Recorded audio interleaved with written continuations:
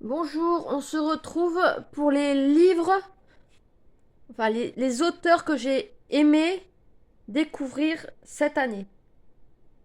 C'est un concept que j'ai trouvé sur la chaîne de Eve Lecture, si ça vous intéresse. Alors,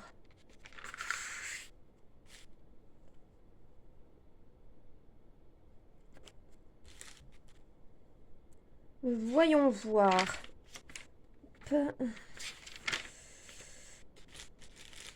J'ai découvert Ildefonso Falcones avec la cathédrale de la mer. C'est un espèce de roman gothique au Moyen Âge, en Espagne,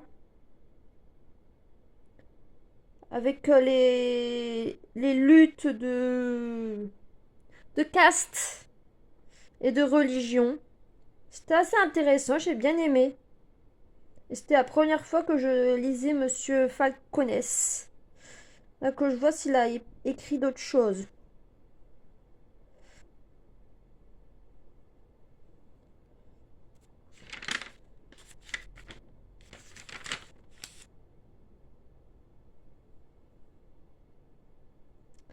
Ensuite.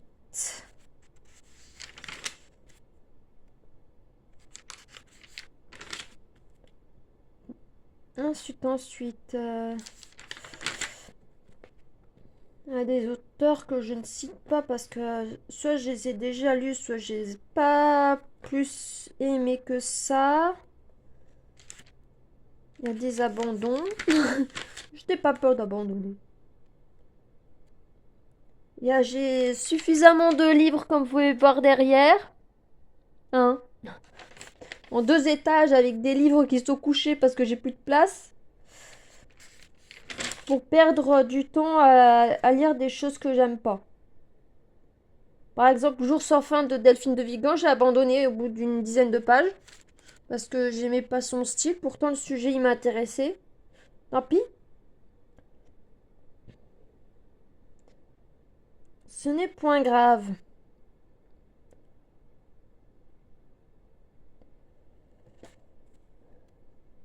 Onfray, c'est pas la première fois que je le lis.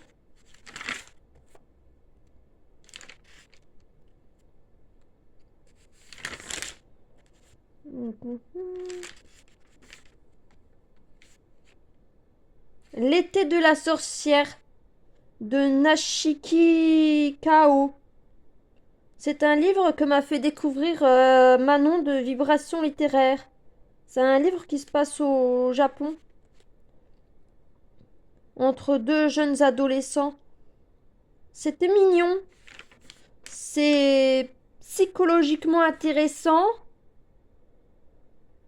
C'est de la romance, mais pas cucu la praline.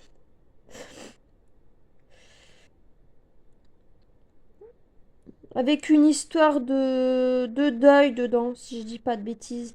Ou je confonds avec un autre livre. En tout cas, c'était sympathique. Je dois mélanger 2 livres qui se passent au Japon, je crois.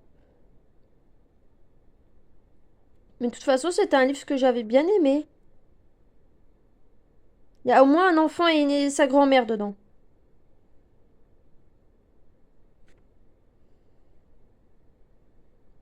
D'où l'intérêt de prendre des notes. Hein. Ça évite de se mélanger. Ah oui, c'est un cri d'amour au centre du monde de Kyoshi Katayama que j'ai lu le même mois, avec qui je le confonds. Voilà. 2 livres que j'ai bien aimés, je les ai gardés. Ça a fait le déménagement. Malgré les 300 livres que j'ai sortis de ma bibliothèque. Stendhal, c'est pas la première fois que je lis.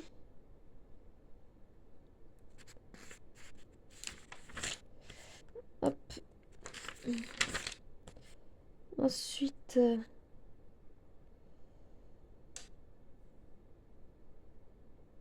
La prisonnière du temps de Kate Morton, je l'ai lu au mois d'août.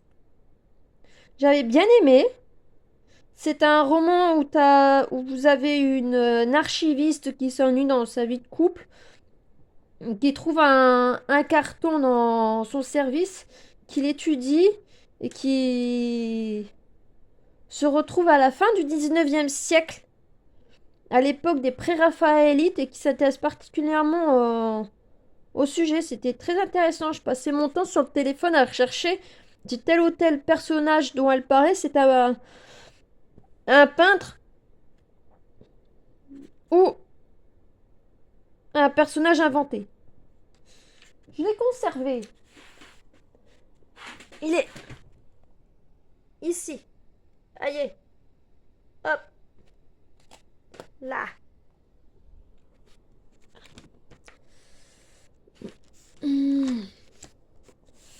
Perdu ma page. Le paquet de mouchoirs est pas assez long pour tenir le carnet. On a retrouvé.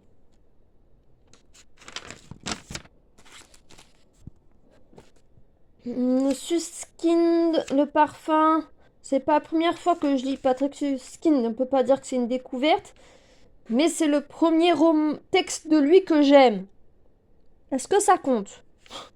J'avais lu eu à lire la contrebasse au lycée, mais j'avais pas aimé le style du texte, alors que le parfum, j'avais particulièrement aimé. Il est de l'autre côté. Ça se passe au XVIIIe siècle. On parle de parfum et d'un personnage qui enfant a été limite abandonné par sa mère. Du coup, il a l'amour, il sait pas ce que c'est. Il sait travailler dur par contre, créer de nouveaux parfums, de nouvelles odeurs, au point qu'il va faire des choses aux femmes qui sont pas très sympathiques. De toute façon, c'est marqué en quatrième de couverture que c'est l'histoire d'un meurtrier. Je laisse imaginer ce qu'il fait aux femmes. Pour leur voler la senteur de leur corps, il va faire des choses abominables. Et à la fin, il va se passer quelque chose d'abominable pour lui. Je n'en dis pas plus, à vous d'aller lire. Juste une petite reco. Non, non, j'avais bien aimé ce livre. Et même mis un petit cœur dans mon carnet de lecture. C'était très sympa. Je mets pas souvent des petits cœurs.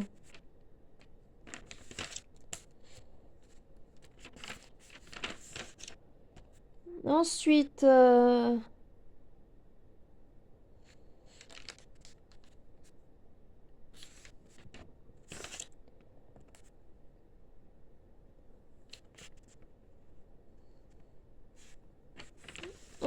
ensuite. On avance dans l'automne. Schopenhauer. Je vous fais pas de pub dessus. Philosophe du 19e siècle sur le pessimisme. Vous avez le gros livre là-bas au-dessus de la pile de philo. 1425 pages. De Schopenhauer. Pour supprimer encore plus de démographie. Enfin, pas supprimer, mais faisons moins d'enfants. Moins de souffrance, moins d'ennui.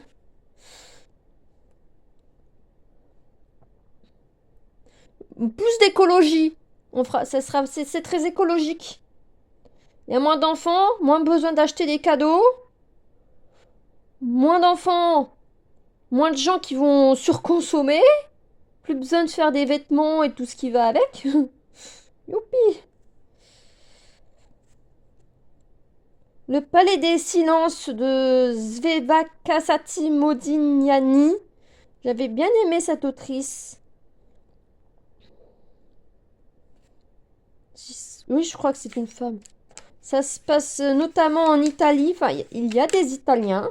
La famille de base est italienne. Mais le père de famille a eu une relation adultérine avec une petite chinoise. À un moment où ça n'allait pas fort dans son couple. Et il apprend ça à sa femme après sa mort à lui. Et à la petite chinoise, elle a eu un enfant de lui. Et ils finissent par se rapprocher, mais plus ou moins tout le monde dans la famille a ses petits secrets. Ils parlent pas forcément. D'où le palais des silences. C'était une bonne lecture. C'était une bonne lecture. Ensuite,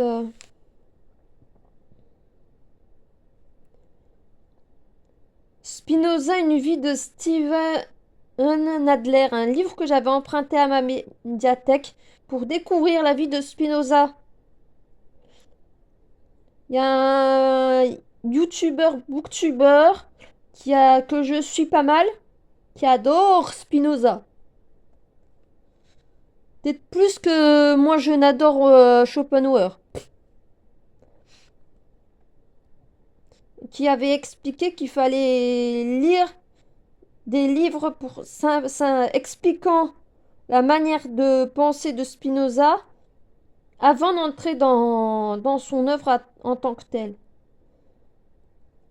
C'est ce que j'ai fait, c'était très intéressant.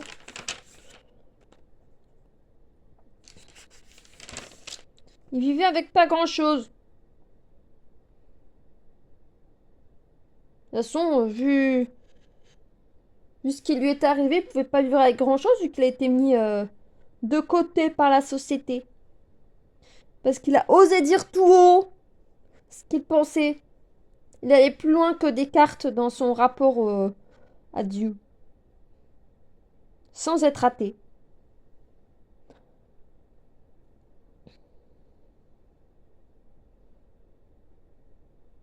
Ensuite, Mylène Farmer, inspiration de Benoît Cachin. C'est la deuxième fois que je le lis. J'avais bien aimé, c'est un livre très illustré qui présente une bonne partie en tout cas, des inspirations de Mylène Farmer par catégorie. Littérature, peinture, sculpture, musique, cinéma, religion. J'avais bien aimé le lire à l'époque d'Halloween. En écoutant Mylène. On est bien encore plus dans l'ambiance.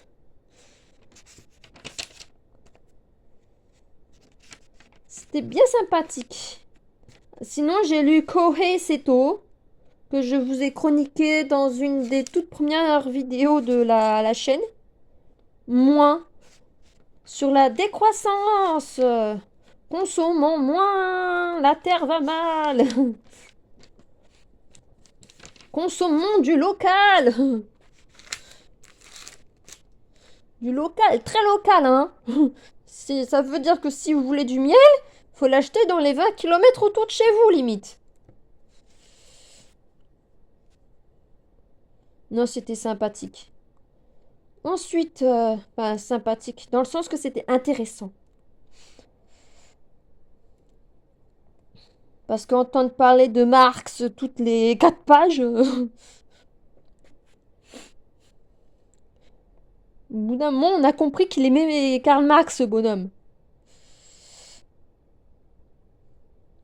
C'est comme si j'écrivais un bouquin en mentionnant Schopenhauer où on ferait toutes les 4 pages.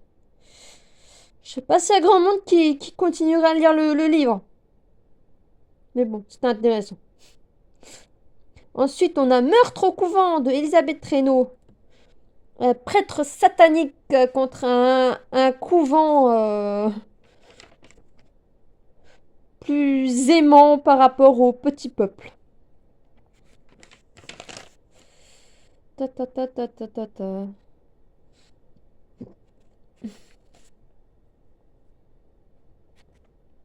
Voilà. Je vous ai fait le point sur les livres à retenir de mon année. Si on peut dire ça. Si ça vous plaît, referai ça l'année prochaine pour 2026. Mettez-moi en commentaire si ça vous intéresse que je le refasse. Un petit, très court bilan de ce qui m'a marqué.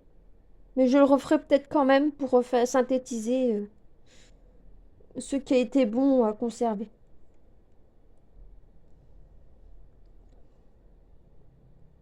Voilà, bonne journée à vous!